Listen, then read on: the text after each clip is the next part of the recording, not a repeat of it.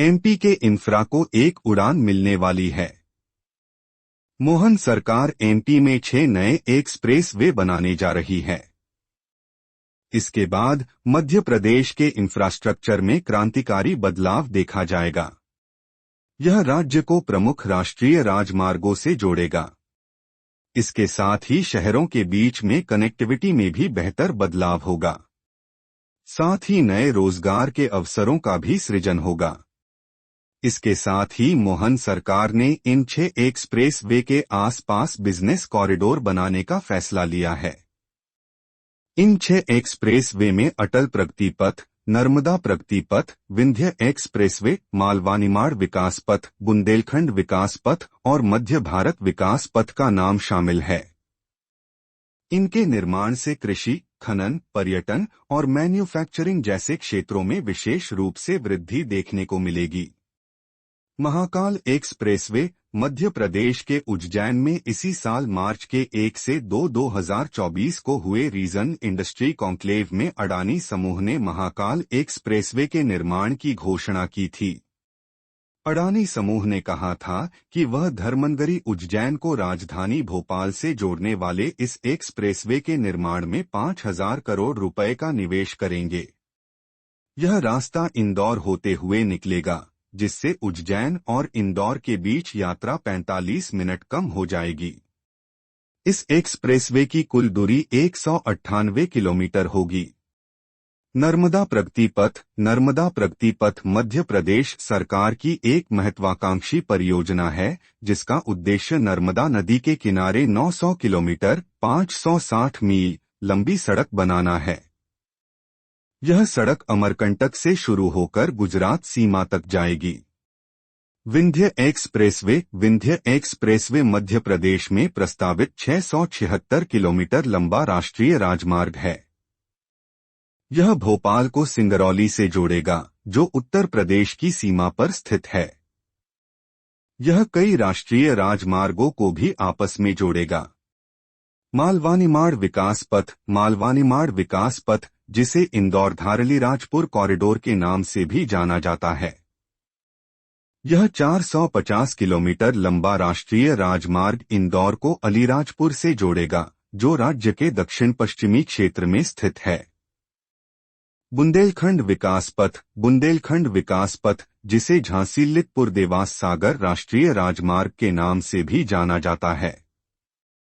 यह उत्तर प्रदेश और मध्य प्रदेश राज्यों को जोड़ने वाला 330 किलोमीटर लंबा राष्ट्रीय राजमार्ग है।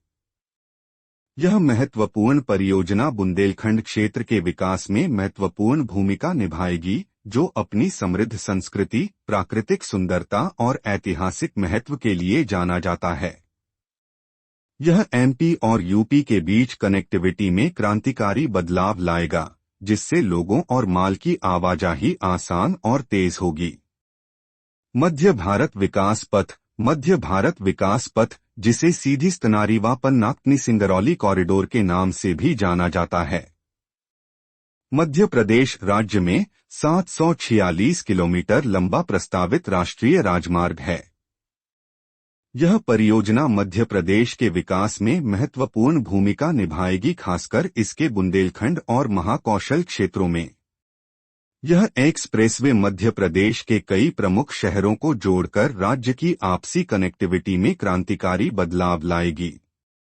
अटल प्रगति पथ चंबल एक्सप्रेसवे के नाम से जाना जाने वाले इस प्रोजेक्ट को 23,700 करोड़ की लागत से राजस्थान, उत्तर प्रदेश और मध्य प्रदेश के बीच बनाया जाएगा। यह 404 किलोमीटर की दूरी तय करेगा।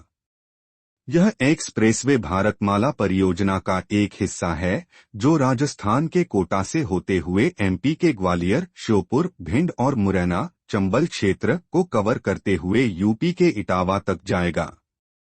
इंदौर हैदराबाद इकोनॉमिक कॉरिडोर मध्य भारत और दक्षिणी राज्यों के बीच माल और यात्रियों की आवाजाही को सुगम बनाने के लिए इस इकोनॉमिक कॉरिडोर की घोषणा की गई थी।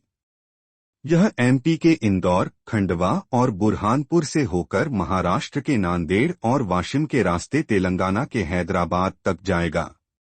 मध्य प्रदेश में इसकी लंबाई 300 किलोमीटर होगी और कुल लंबाई 713 किलोमीटर की होगी। इसकी लागत 6,000 करोड़ रुपए आने का अनुमान है। Bhopal Kanpur economic corridor. भोपाल को कानपुर से जोड़ने के लिए इस इकोनॉमिक कॉरिडोर का निर्माण हो रहा है। इसकी अनुमानित लागत लगभग 12,000 करोड़ रुपए है।